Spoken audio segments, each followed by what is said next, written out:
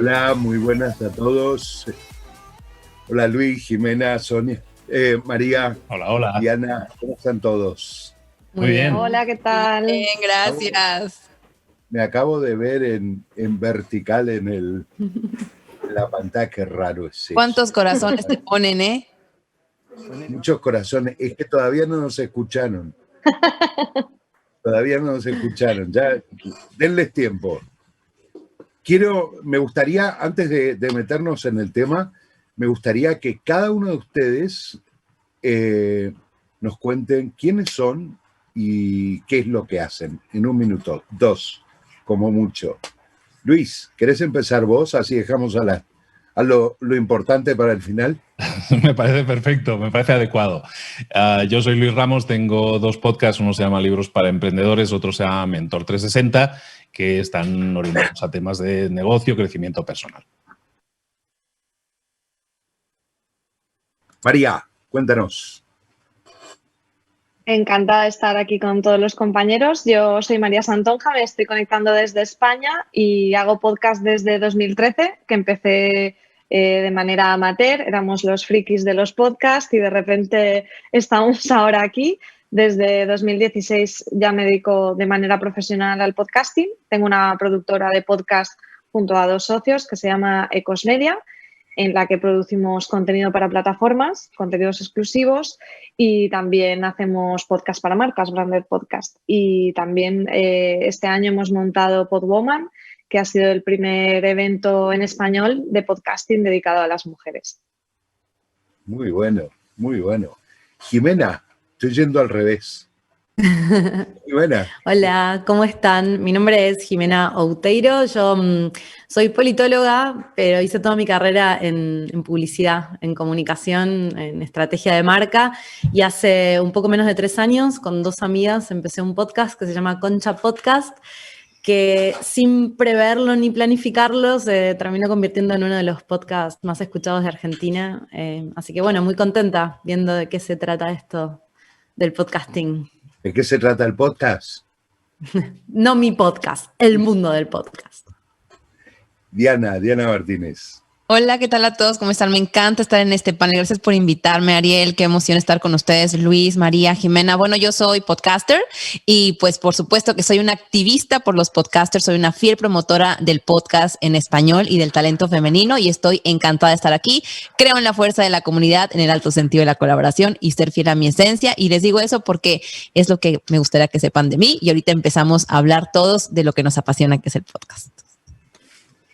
La idea de tener 4 grandes del podcast aquí es, de alguna manera, que la gente sepa qué es un podcast, o por qué es importante un podcast, o de dónde viene el tema, y a partir de ese punto que veamos a dónde nos lleva, por qué esto ha tomado tanto auge en los últimos años, y por qué hoy es una de las plataformas donde más contenido se comparte.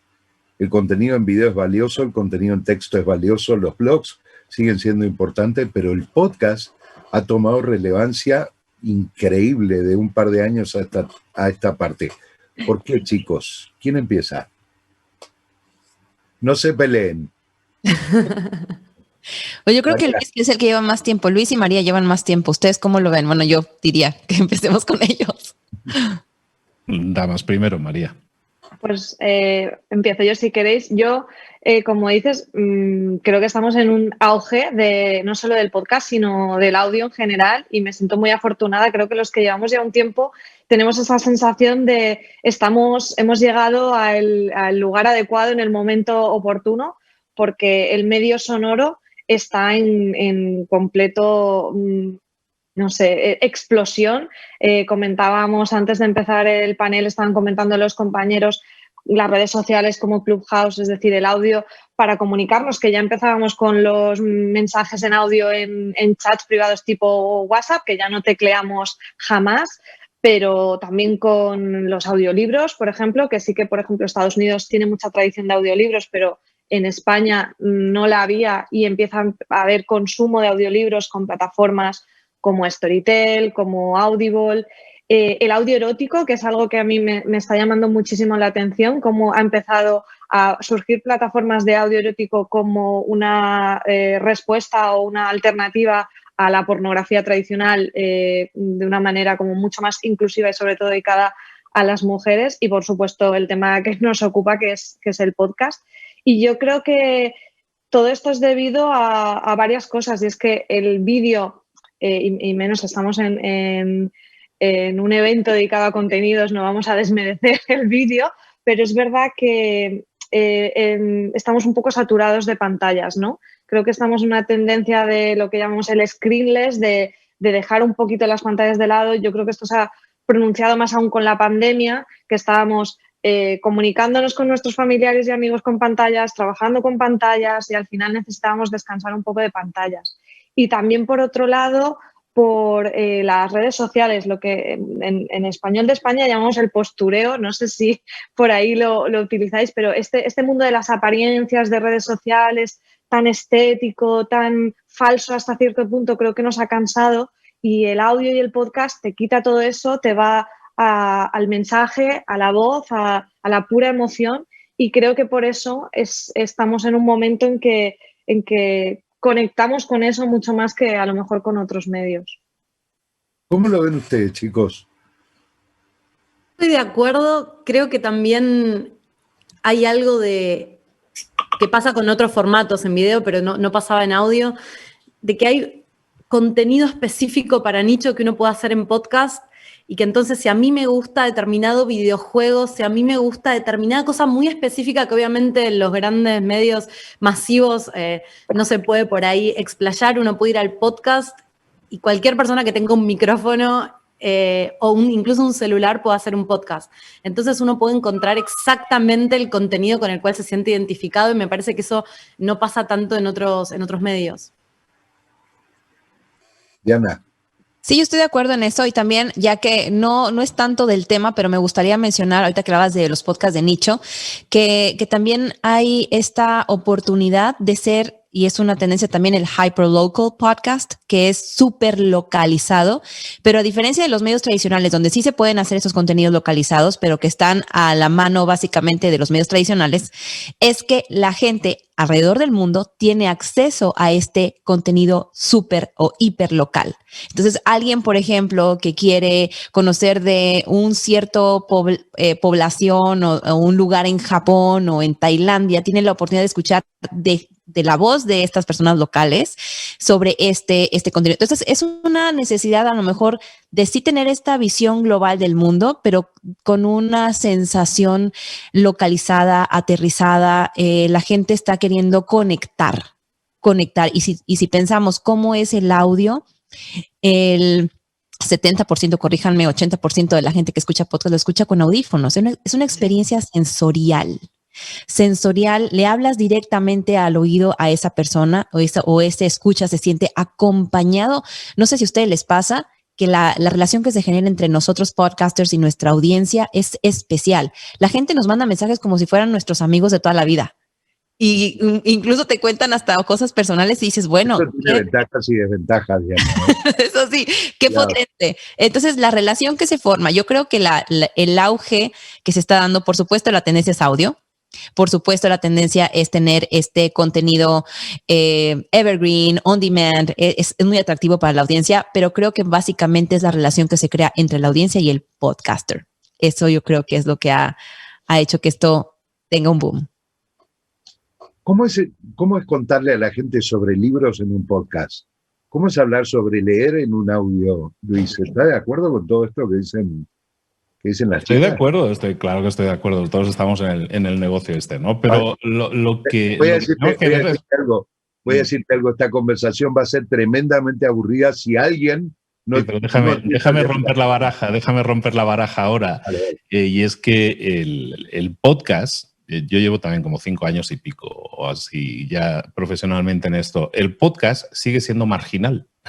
Sigue siendo la red más marginal, menos utilizada de todos en cuanto a creación de contenidos. O sea, somos creadores de contenidos activos, menos de 1 millón. O sea, son como 700, 800 mil podcasts activos. Hay como 2 millones total, pero que haya gente trabajando activamente, 800.000. Son muy pocos.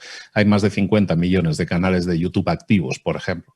Entonces, la competencia en ese sentido es muy baja, pero también hay muy poca creación de contenidos. Es muy marginal todavía, pero en cambio, lo que, como comenta Diana, lo que generamos es esa experiencia casi religiosa de que la gente todas las semanas te quiere consumir porque estás metido literalmente en su cabeza.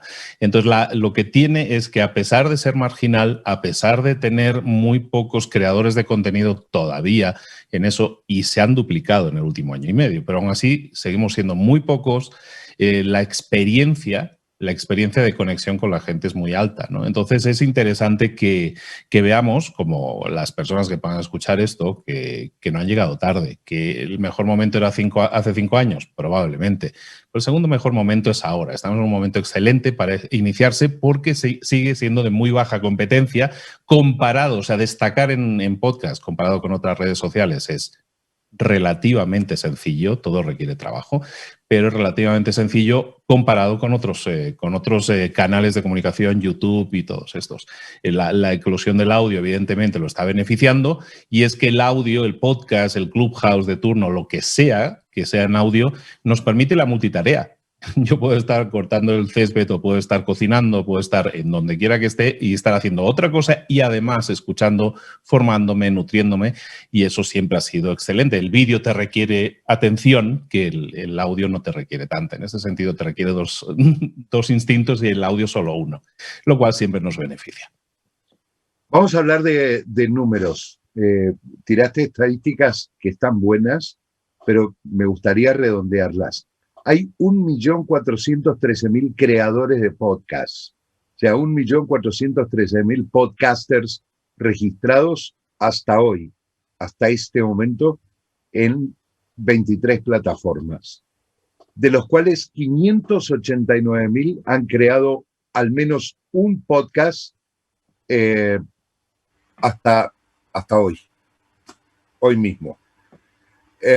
La plataforma donde más se almacena audio sigue siendo Amazon S3 y Amazon Web Services, pero que además provee servicios, almacenamiento y demás para otras plataformas como Anchor y demás.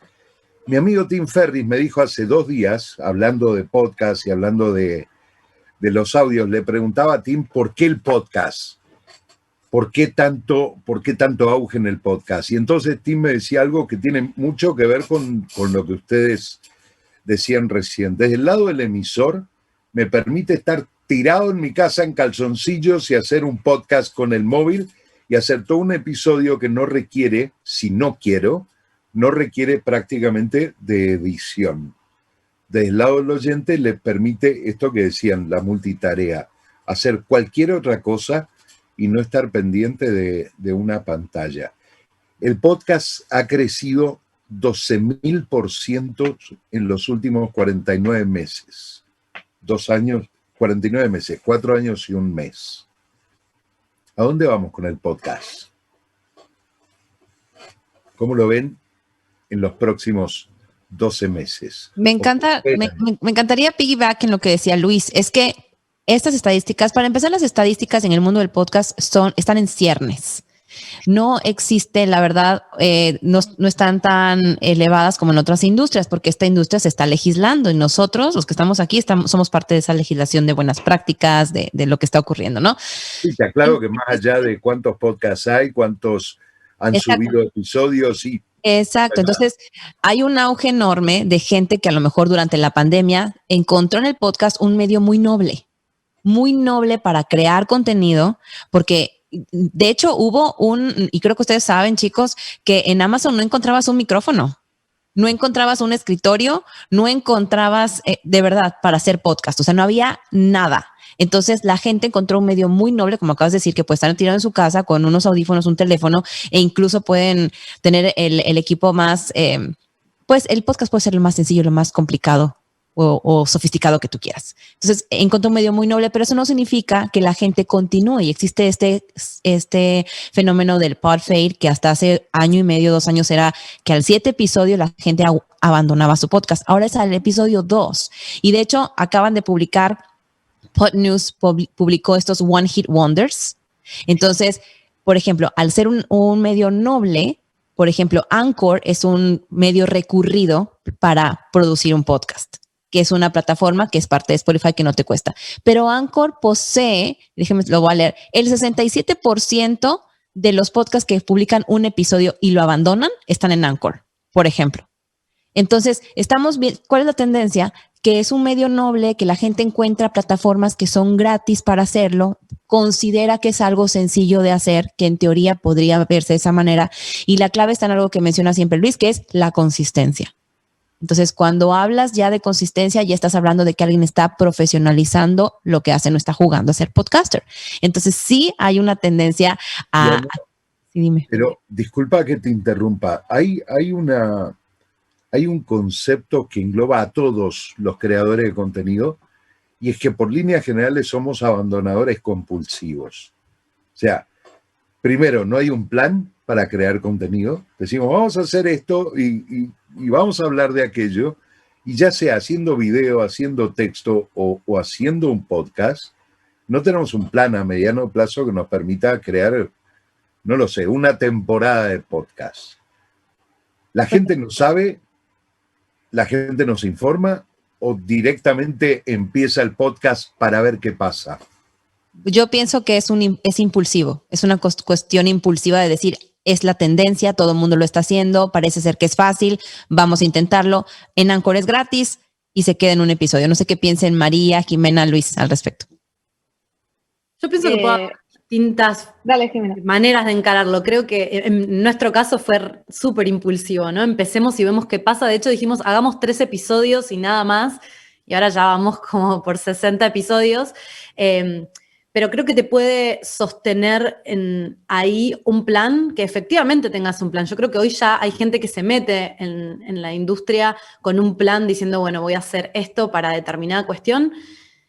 Hay gente que se mete y lo sigue haciendo porque le divierte, y creo que cuanto mejor se empieza a monetizar el podcast, va a haber más consistencia, porque también requiere un tiempo hacer un buen contenido, requiere un tiempo, y se convierte en algo que si no es un trabajo, si no da un rédito, que después podemos hablar de qué es el rédito, a veces no es necesariamente plata para mí.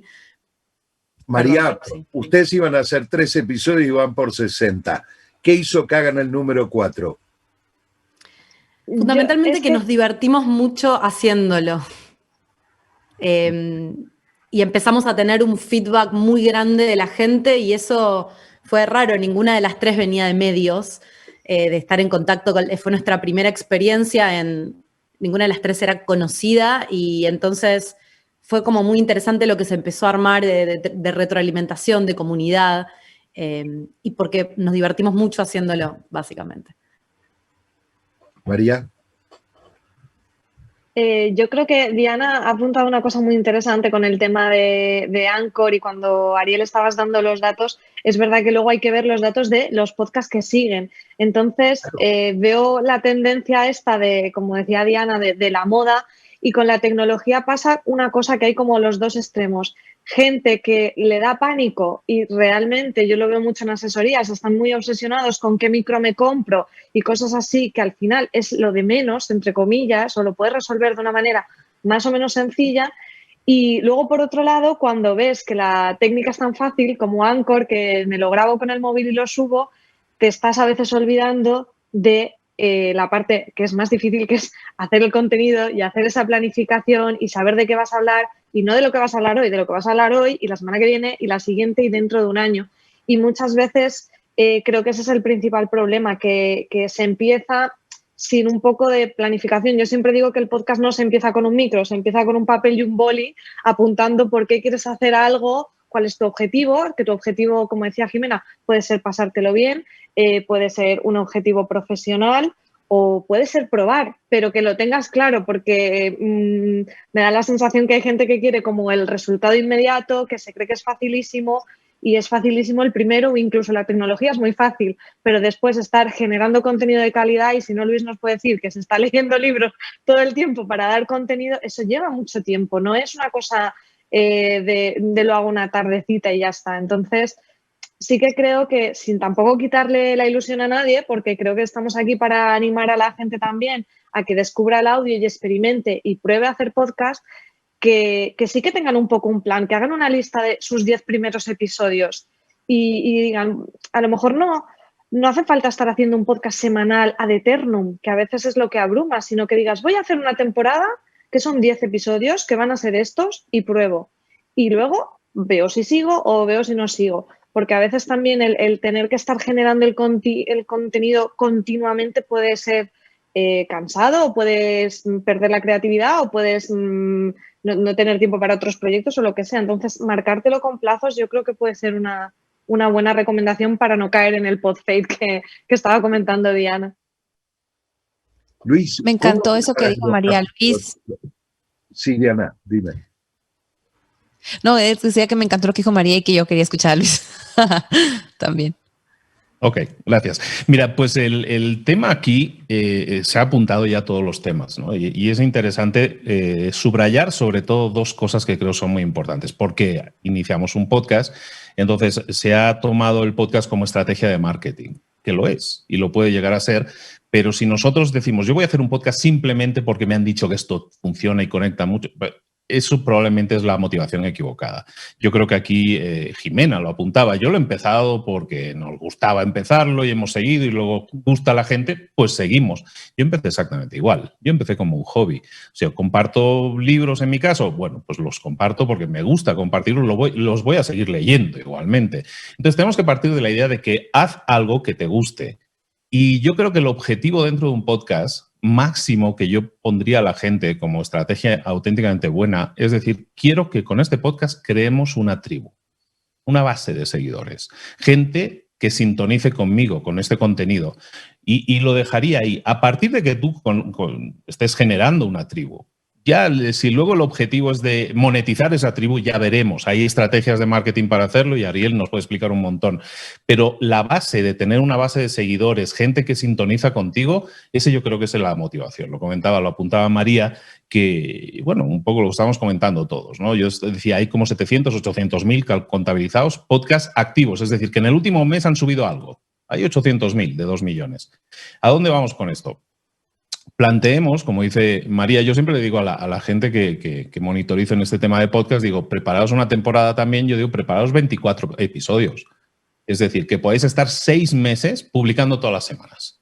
Hacedme una lista de esos 24 temas. ¿Tenéis 24 temas de los que hablar, sí o no? Porque hay gente que no tiene. O sea, yo tengo para 3 episodios y es lo que les da. Y cuando llega el cuarto episodio es que ya no sé de qué hablar. Eso puede ser. Entonces, la idea es haz una lista de 20 y tantos temas, si quieres 24 temas o los 10, que dice María, es válido igualmente, pero para que nosotros nos planteemos, ¿puedo hablar de esto? Si estamos juntando ambos conceptos, vamos a hablar de cosas que me gusten, que yo haría igualmente aunque no hiciera un podcast. Y si luego hago una lista y resulta que sí tengo una serie de temas de los que hablar, ahí tengo una buena base. Comentábamos, podemos hacer solo una temporada, si no funciona, hay muchas series de televisión en Netflix que se quedaron en una sola temporada, no hay problema, dejamos una temporada cerradita, muy mona ella y que funcione para siempre. Pero ese sería el objetivo, hacer cosas que te gusten, plantear objetivos a medio plazo, 6 meses por lo menos, y luego hacer, pero sobre todo en las cosas que te gusten, yo siempre le digo a la gente, escoge un tema del que pudieras estar hablando durante los próximos 5 años, algo que realmente te apasione. ¿Sabes? Es curioso lo que decís. Yo para esta charla hablé con varios amigos que tienen podcast y que además les va muy bien con el tema del podcast. Y uno de ellos fue Russell Brunson, el autor de .com Secret. Él tiene un podcast que se llama Marketing Your Car. ¿Cómo empezó Marketing Your Car? Lo cambió, ¿no? Le cambió el nombre, ¿no? A Marketing Secret o algo así, me parece. No. ¿Sigue teniéndolo? Son 2 canales, son 2 podcasts completamente distintos. Pero, ¿cómo empieza esto? Empieza, o me dice que empieza en el momento que él descubre que de su casa a la oficina hablaba solo en el coche. Y entonces, en lugar de hablar solo, se empezó a grabar. Y automáticamente lo convirtió en un podcast. ¿Podemos hacer ese tipo de contenido si descubrimos que nuestras conversaciones pueden ser interesantes de escuchar como la Bueno, a mosquita de la nosotras nos pared. pasó básicamente esto que estás diciendo. Todas las semanas íbamos a charlar, a tomar un trago, a charlar con dos amigas, Laura Pasalacqua y Dalia Fernández Walker, y surgían unas charlas tan interesantes. A veces los mozos se quedaban medio escuchando y opinaban y dijimos, ¿y si grabamos esto que nos encanta, que lo hacemos gratis y si lo grabamos? Y básicamente después se fue profesionalizando, ¿no? Con el pasar del tiempo, pero arranca fundamentalmente como eso que haríamos gratis todas las semanas de cualquier manera. Así que coincido mucho con Luis. Encontrar algo que efectivamente te guste me parece que es fundamental para poder sostenerlo. Y ese enfoque funciona bien, ¿eh? El enfoque de decir, ostras, pues está entretenido lo que hablamos, esto lo podemos grabar y compartir perfectamente. Yo he generado uno de mis podcasts, Les voy a dar tiene una temporada de 360 episodios que son básicamente conversaciones con amigos.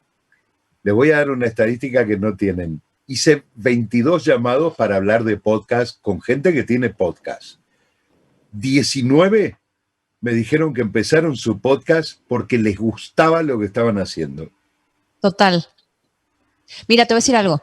Nosotros, la mayoría, nos dedicamos a tener también consultoría a gente que quiere lanzar sus podcasts. Todos estamos en eso, ¿no? Pero escuchen esto. A ver, 19 de los 22, 19 tienen más de 2 millones de suscriptores. O sea, los podcasts que han funcionado son aquellos que empezaron sin un propósito claro de monetización, sin haber empezado como un negocio. Total, es que tú lo decías el otro día, no sé si lo hablábamos públicamente o estábamos platicando entre nosotros, que lo más importante es lo que dice Luis, y la gente que quiere hacer un podcast donde más se tarda, cuando busca mentoría, ya sea de Luis, de María, mío, por ejemplo, lo que tardamos más es en conceptualización, no sé si les pasa. Conceptualización es la parte más difícil porque la gente no sabe muchas veces de lo que realmente le apasiona hablar. Se deja llevar por la tendencia o porque creen que tienen algo que decir en ese tiempo y espacio de su vida porque a lo mejor están pasando por una situación o están experimentando cierta transición o algo que les interesa en ese momento, pero tienes que irte más al fondo de algo, como dice Luis, que puedes hablar 24/7 todos los días. En ese momento tienes algo.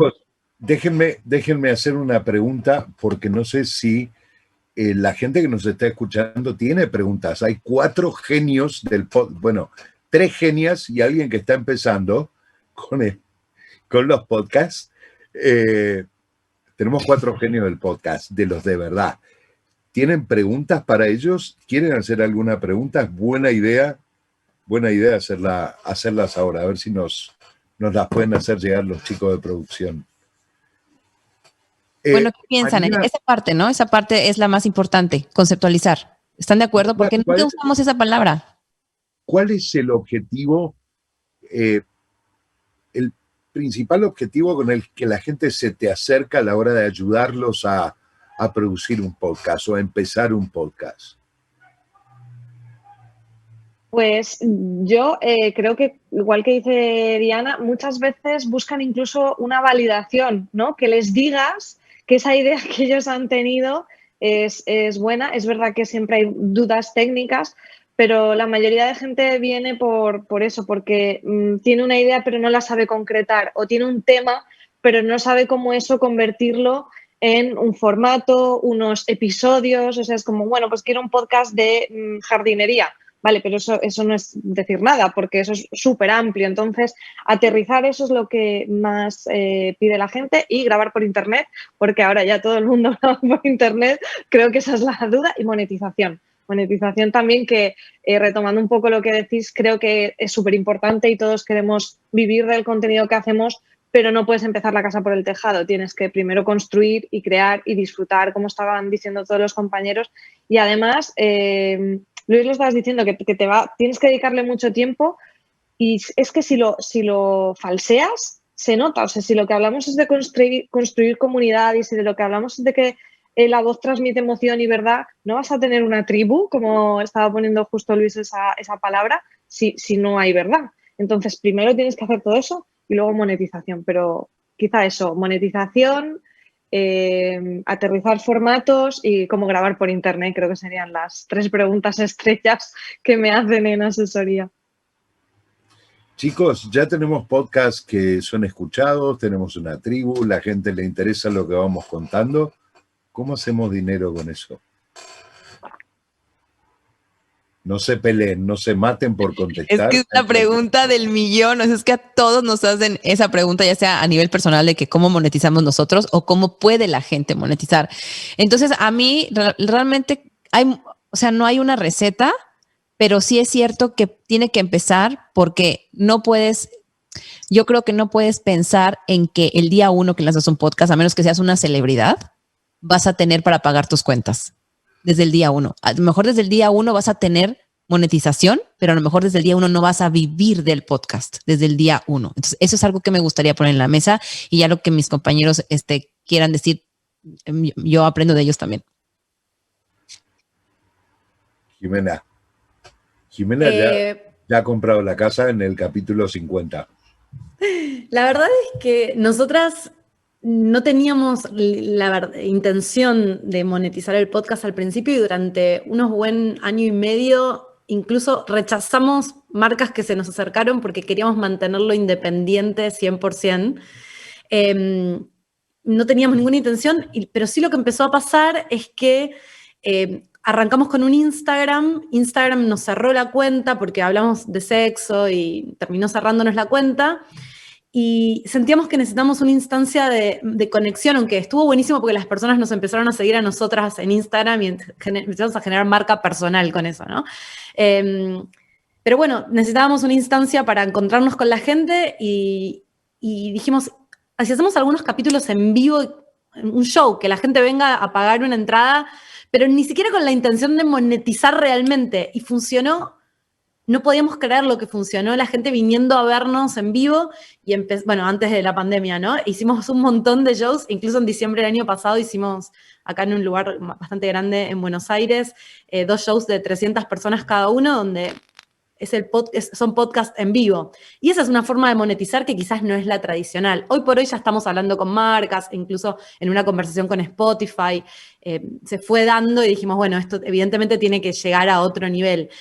Pero además de eso, a cada una de nosotras el podcast nos impulsó en nuestras actividades y yo, por ejemplo, doy cursos de otra cosa y tengo todos mis cursos llenos, que por ahí sería mucho más costoso para mí llenar cursos que no tienen que ver con podcast si no tuviera la exposición que tengo por el podcast. Entonces, creo que hay una monetización directa del podcast y que también hay una monetización indirecta que es muy interesante. Totalmente. Directa e indirecta es lo que siempre hablamos, ¿no? Luis, María. Mira, yo en el tema de la monetización directa e indirecta, a mí me ha tocado vivir las duras y las maduras, ¿no? Entonces, el conseguir monetización directa, es decir, que alguien te patrocine o te pague una publicidad o meta un anuncio en tu podcast. Te envíe una botella de whisky. Por ejemplo, que a alguien se la envían y a mí no, eso también algún día lo explicamos. Pero eso, la monetización directa, lleva funcionando muy poco tiempo, en realidad, en el mundo del podcast a nivel Latinoamérica o Hispanoamérica. Y es porque el mercado de anunciantes no está maduro. No está maduro. De hecho, como decíamos, como yo comentaba, no deja de ser una línea de publicidad marginal todavía el tema del podcast. Pero, en cambio, yo sí os puedo decir, yo llevo 4 años... Mis primeros 4 años de podcaster batallando con N cantidad de jugadores en todo esto para conseguir publicidad y no había interés en los anunciantes en anunciarse en Latinoamérica. Eso cambia en 2019-2020 cuando empiezan a llegar anunciantes automáticamente, pero de gran nombre, con grandes marcas y con grandes presupuestos. Y eso está cambiando 2019-2020 y eso en cuanto a publicidad directa. Aún así, yo, por ejemplo, acabo de recibir el statement de marzo y por publicidad en marzo, lo digo para ponerlo en constancia, yo tengo más o menos 1,5 millones de descargas por mes, que es bastante. De 1,5 millones yo he generado de publicidad directa $4.000 en anunciantes y $2.000 en anuncios de YouTube, porque también subo mis audios a YouTube. La mitad de la gente que nos está escuchando acaba de tirar el iPhone por la ventana. Dijo, yo no voy a llegar a 1,5 millones ni cagando. Entonces, claro, hay que hacer una regla de 3 ahí, ¿no? Hay que hacer una regla de 3 y ahí va lo de la ganancia directa. Claro, así dicho, $6,000. $6,000 es mucho dinero, pero en realidad, a donde vamos a ir, déjame simplemente terminar el punto, para mí representa un porcentaje muy bajo de mi base de ingresos, porque he generado una tribu y con los ingresos que comentábamos o que comentaba Jimena de indirectos, tengo formaciones, doy eventos, todo exactamente igual, hay 1.000 opciones en ese sentido, porque hemos construido una marca, porque somos reconocibles. Entonces, aunque pueda sonar mucho el ingreso que pueda tener, es mucho porque tengo 1,5 millones de descargas. Pero es que hay podcasts que tienen 5.000, 10.000 descargas y que también pueden generar, eso sí, de forma indirecta. Si esperamos ganar mucho dinero con 10.000 descargas, pues no va a ser posible, porque es lo que es, te pagan céntimos, ¿no? Del dólar. Pero si nosotros lo buscamos como vamos a construir una tribu y vamos a generar resultados indirectos, ahí es donde está la clave.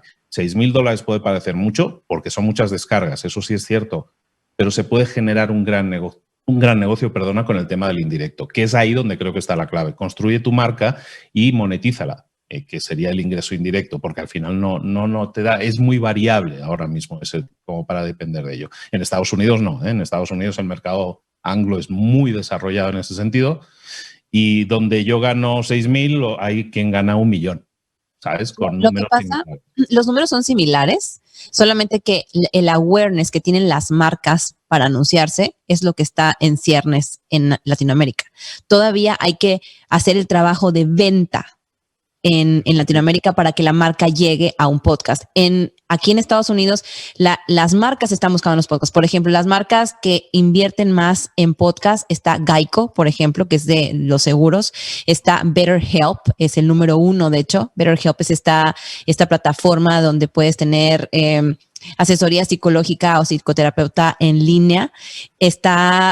Ahí está también, creo que se llama... una marca de afeitar. Entonces, aquí las marcas sí están invirtiendo muchísimo y la industria de AdTech está súper desarrollada en el mercado anglo, cosa que en México o en Latinoamérica todavía está en ciernes. Entonces, recordemos 2 tendencias de este año, que es marca personal y audio. Y entonces convergen perfectamente en el podcast. En lo que decía Luis tiene todo el sentido para la gente que todavía no lo logra aterrizar.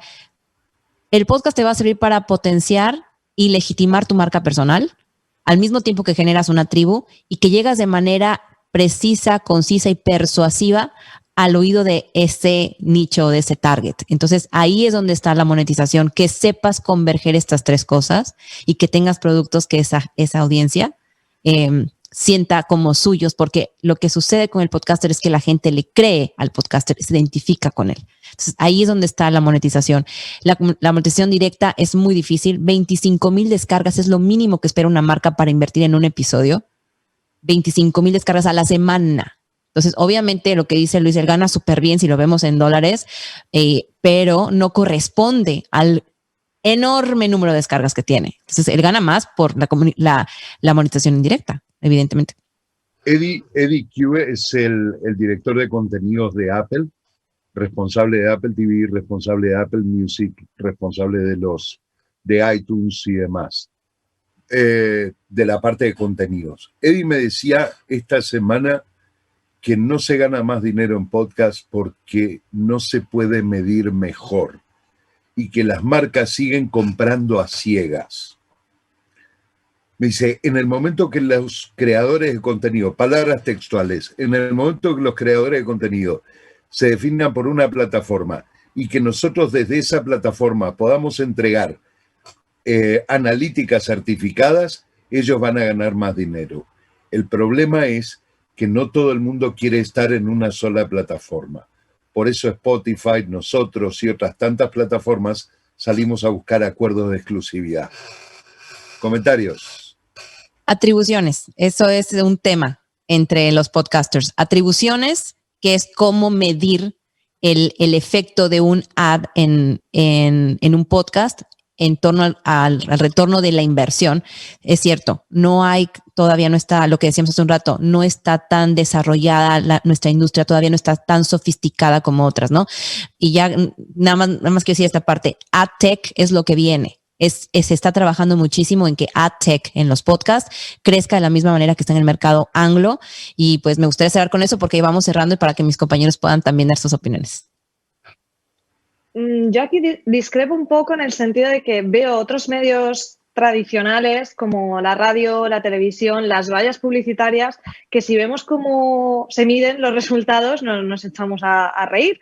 Es verdad que si comparamos con otro tipo de medios digitales, el podcast está un poco por detrás, pero creo que es una cuestión más de madurez del mercado que de la propia medición.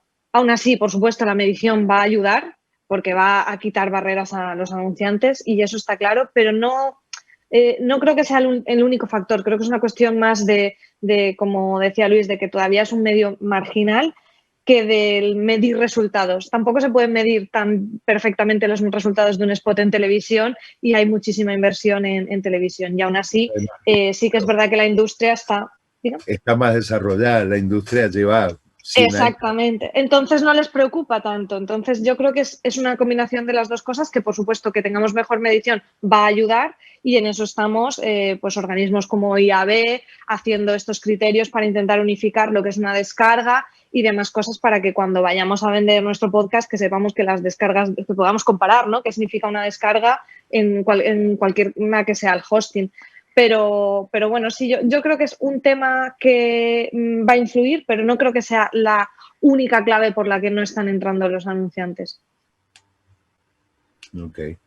Chicos, no son las medidas, no son las unidades de medida. Lo que importan, o sea, ya cuando tú haces un acuerdo con una gran marca, lo que buscan es la repercusión en un determinado nicho y eso es más importante. No es tanto la unidad de medida, porque la verdad, las marcas no saben analizar los números.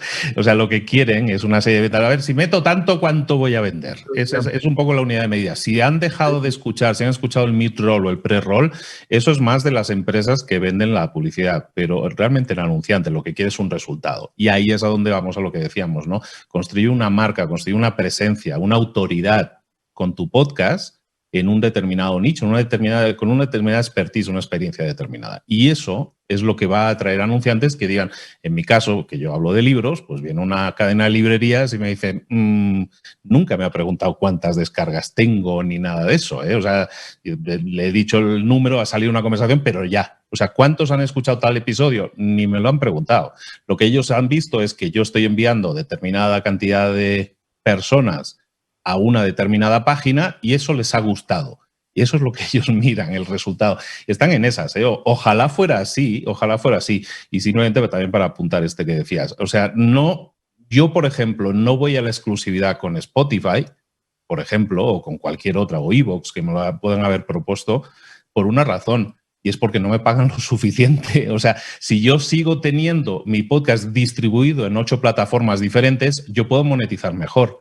Ahora, si yo fuera Joe Rogan y me ofrecen $100 millones, como fue el caso, o 200 millones a The Ringer, vamos, pero hoy les doy el anillo, lo que haga falta. O sea, dadme la propuesta adecuada. Yo creo que estamos hablando de números que todavía estamos en una liga muy menor. Qué barato, tío. Por 100 milloncitos de nada. Yo por 10 me voy también, pero de aquí lo dejo, Spotify, por 10 también me voy. Por 10. Vamos a los chicos de producción, a los chicos de conducción, que tienen preguntas de la gente, aunque sea para hacer 2 preguntas y nos vamos. Perfecto, sí. La pregunta del millón era cómo monetizar, que ya lo respondieron bastante con creces y nos dejaron bastante a los podcasters un poco, bueno, no vamos a poder llegar a las cifras de Estados Unidos, pero bueno, haremos el intento. Si quieren, hago una preguntita bien cortita porque ya tenemos que ir cerrando. ¿Cómo se hace un contenido dinámico que permita atrapar a la audiencia y que nos sigan semana a semana? Sé que capaz que no es una pregunta muy corta. La pregunta de salida es la más cortita, ¿eh? ¿Cómo hacemos contenido dinámico? Y la más fácil de responder. ¿Cómo hacemos contenido dinámico que atrape a la audiencia? Chicos, preparen la cena. Diana, empieza. Ser genuino, te lo dejo así. Ser genuino, en la medida que tú seas genuino, genuina, vas a hacer o decir o comunicar algo que te apasiona y que va a ser sostenible en el tiempo, que te va a permitir ser consistente, y esa es la clave de cualquier emprendimiento, no solamente de un podcast. Totalmente. Yo diría, perdón. Dale, Jimena. Luis. No, yo diría disfrutarlo. Y algo que no es menor, que es verdad que uno puede hacer un podcast con un teléfono, pero creo que tener una buena calidad de sonido, como un poquito de producción siempre ayuda, es más amable con el oído, creo que eso colabora. Es verdad. Totalmente. Yo simplemente dos cosas. Si el contenido fuera de puro entretenimiento, pues está bien, ¿no? Es como charla de café. Pero si no, si nosotros pretendemos hablar de contenido, digamos, no ficción, no entretenimiento, busca siempre aportarle algo a la audiencia. No hagas el podcast para ti, hazlo como si estuvieras sentado con un amigo en una cafetería y diciendo, mira, te explico esto porque creo que te va a funcionar. Esa actitud de yo quiero a ti, audiencia, que eres mi amigo, ayudarte con algo, con un tip, con un consejo, y estructurar un episodio, en este caso un contenido alrededor de eso, yo creo que es una estrategia que nunca va a fallar, porque la gente siempre está buscando consejo, ayuda, estrategias, tácticas. Si tú se las puedes dar, al final te vas a identificar tú como el experto en esa área, que es un poco lo que buscábamos, ¿no? Conseguir esa autoridad. Entonces, intenta siempre dar antes que pensar en uno mismo. Pues María. yo por cerrar diría, en cuanto a la duración, ¿no? Por el tema del dinamismo, que hagas el podcast lo más corto posible para poder contar lo que quieres contar. Es decir, no metas relleno. Si lo puedes contar en media hora, cuéntalo en media hora. Si necesitas una, pero no este mal vicio de los podcasters de que nos sentamos y ya estamos aquí hablando y hablando. Hazlo en la menor duración posible para contar lo que quieras contar. Genial. Chicos, infinitamente agradecido por esta charla con ustedes. Nos quedamos sin hablar de Clubhouse y cómo incide en esto de la creación de contenidos y en el nuevo formato de audio.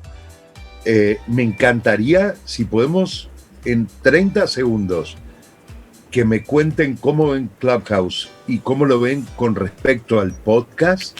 Me encantaría que lo dejemos en eso para cerrar. ¿Qué les parece? Como para decir, no hemos tocado base con esto. Es que era el pretexto para que nos volvieran a invitar.